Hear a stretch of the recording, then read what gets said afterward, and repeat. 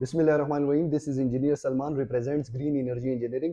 آج ہم لوگ بات کریں گے کہ کس طریقے سے پاکستان جو ہے دنیا کے ترقی یافتہ ممالک کو انرجی سیکٹر میں کمپیٹ کر سکتا ہے. دیکھیں ہمارے پاس جتنے بھی دنیا کے ممالک ہیں وہ ہر ملک اپنی ریسورسز کے حوالے سے، اپنے اسپیکٹس کے حوالے سے، اپنی جیوگرافی کے حوالے سے یونیک ہے. اسی طرح پاکستان بھی دوسرے ممالک سے بالکل یونیک ہے، اور یونیک طریقے سے ہم لوگوں نے اپنے انرجی سیکٹر کے پرابلمس کو جو ہے وہ ریزالو کرنا ہے. تو کچھ اسٹیٹسٹکس ہیں وہ میں آپ کے سامنے رکھ دیتا ہوں، اس کے بعد ہم لوگ ایک ایک جو اسپیکٹ ہے اس کے اوپر بات کرتے ہیں، اور اس کے ذریعے سے ہم یہ پروف کریں گے کہ پاکستان کون سے اقتدامات کر کر اپنے مسائل کو، انرجی سیکٹر کے جتنے بھی مسائل ہیں اس کو حل کر سکتا ہے، اور ہمارے انڈسٹریلسٹ اور ہمارے جو نارمل گھروں کے کنزیومرز ہیں ان کو سستی بجلی پرووائڈ کر کے کس طریقے سے ہم لوگ پاکستان کو ترقی دے سکتے ہیں. تو سب سے پہلی جو چیز میں آپ سے شیئر کرنا چاہتا ہوں وہ یہ ہے کہ تقریباً 40% جو بجلی ہے ہمارے ملک کی وہ ہائیڈل، نیوکلیر، رینیویبل اور باقی جتنے بھی ریسورسز ہیں ان سے بنائی جا رہی ہے، اور آلموسٹ 60% جو ہماری بجلی ہے وہ ڈپینڈڈ ہے امپورٹڈ فیول کے اوپر. تو یہ پاکستان کے لیے کوئی بڑی بات نہیں ہے. دنیا کے بہت سے ممالک اسی طرح کی اسٹریٹجی کو اپنا رہے ہیں کیونکہ سب کے پاس کوئی نیچرل ریسورسز نہیں ہے، لیکن ان کے پاس کچھ ایسی چیزیں ہیں کہ وہ اس چیز کو کمپیٹ کر پاتے ہیں، لیکن پاکستان کمپیٹ نہیں کر پاتا. تو اب ہم لوگ چلتے ہیں ایک ایک اسپیکٹ کے اوپر جس کے ذریعے سے ہم لوگ اس چیز کو ریزالو کر پائیں گے. تو جس طرح میں نے بتایا کہ ہر کنٹری یونیک ہے، تو یونیک اسٹریٹجیز کو اپنا کر وہ لوگ ترقی کر سکتے ہیں. اب میں پاکستان کی کچھ اسپیکٹس آپ کو بتاتا ہوں کمپیریزن ٹو جتنی بھی دنیا ہے اس کے. پاکستان اس ٹائم تقریباً 17 سے 18 بلین ڈالر کی اینولی آئل کو امپورٹ کر رہے ہیں، جو ہمارے امپورٹ بل کے اوپر بہت بڑا افیکٹ ہے. اب وہاں پہ ہوتا ہی ہے دوسرے ممالک کا یہ کہ اگر وہ اتنی زیادہ تعداد میں تیل کو امپورٹ کرتے بھی ہیں تو ان کے پاس ایکسپورٹ کرنے کو بھی بہت کچھ ہوتا ہے. مطلب ٹیکسٹائل ایکسپورٹ کر دیا انہوں نے، فوڈ ایکسپورٹ کر دیا، اسی طرح سے high tech machinery I T export کر دی. تو اس وجہ سے وہ لوگ اپنے اس امپورٹ بل کو جو ہے کنٹرول کر پاتے ہیں اور ان کو اتنا بڑا اثر اس سے نہیں پڑتا. اب اسی طریقے سے پاکستان کو اگر وہ ایسا کر لے کہ ہمارے پاس پوری دنیا میں کھیلنے کے لیے جو ہے تو آزاد ہماری پالیسی ہو کہ ہم کہیں سے بھی سستا تیل اگر ہمیں مل رہا ہے تو ہم وہ لے سکیں اپنی بجلی بنانے کے لیے، تو یہ ہمارے لیے بہت اچھا ہوگا. ہمارا اسی طریقے سے ہم لوگ اپنی ٹیکسٹائل انڈسٹری کو امپروو کریں، اپنی آئی ٹی کو آئی ٹی ایکسپورٹ جو ہے وہ اس کو انکریز کریں، اپنی فوڈ ایکسپورٹس کو انکریز کریں. تو اس کی وجہ سے ہمارے امپورٹ بل کے اوپر کافی زیادہ جو ہے تو وہ پازیٹیو ایفیکٹ ہوگا، اور ہمیں اس کا جو ہے تو اتنا زیادہ الیکٹریسٹی کی پرائسز میں جو ہے اتنا زیادہ نقصان نہیں ہوگا. اسی طریقے سے جو ٹرانسمیشن اور ڈسٹریبیوشن لاسز ہیں اس کو بھی اگر ہم امپروو کر دیں، مطلب 20% تو ایٹ لیسٹ ہمارا ٹرانسمیشن اور ڈسٹریبیوشن لاسز چل رہے ہیں. اب فرانس اور جرمنی کی اگر آپ بات کریں تو وہاں پہ تقریباً 6% ہے.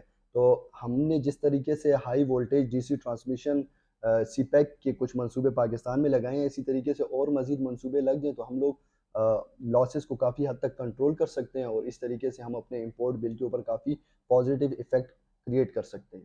کافی زیادہ آرٹیکلز جو ہیں تو گوگل کے اوپر پبلش کیے گئے ہیں جس میں یہ کہا گیا ہے کہ بنگلہ دیش لوگوں کے لیے پاور سیکٹر میں، جس طرح کووڈ آیا تھا، اب یہ جو مختلف آئل پرائسز پوری دنیا میں بڑھی تو اس کی وجہ سے بنگلہ دیش کی اکانومی کو بھی کافی نقصان پہنچا. وہاں پہ ٹیکسٹائل انڈسٹری کے اوپر بڑا نیگیٹو اثر اس کا آیا ہے. تو انہوں نے اس طرح کیا کہ صبح 8 بجے سے لے کر 3 بجے تک اپنے ورکنگ آورس کو کیا. اسی طریقے سے ریسٹورینٹس، ہوٹلز اور باقی جتنے بھی بزنسز ایریاز ہیں ان کو یہ کہا ہے کہ آپ اپنے بزنس ٹائم کو جو ہے وہ شرنک کریں. تو اس کی وجہ سے دیکھا گیا ہے، اس کے جب ریزلٹس آئے ہیں، آؤٹ کمز آئے ہیں، تو دیکھا گیا ہے کہ ایف پی اے سے کافی زیادہ عوام کو جو ہے وہ بچایا گیا ہے، اور امپورٹ بل جو آئل کا بہت ہیوج ہو گیا تھا اس سے کافی زیادہ حد تک وہ لوگ نکل چکے ہیں. تو پاکستان میں بھی اسی طریقے سے ہمیں کرنا یہ چاہیے کہ ہم لوگ جو ڈیوٹی آورز ہیں یا ورکنگ آورز جو ہیں اس کو کنٹرول کریں. اور یہ ایک سوشل مسئلہ ہے، یہ کوئی اکنامیکل مسئلہ نہیں ہے. سوشلی ہم لوگ اپنی جو سول سوسائٹی ہے ہماری وہ اس کو امپوز کرے، گورنمنٹ اس کو اتھارٹی دے. جس طرح کووڈ کے ٹائم میں ایک چھوٹا سا سپاہی بھی تھا تو اس کو اتنی بڑی اتھارٹی حاصل تھی کہ چھوٹا سا سپاہی پورے پورے بازار کو بند کر دیتا تھا. تو اسی طریقے سے ہم لوگ اس کو کر سکتے ہیں.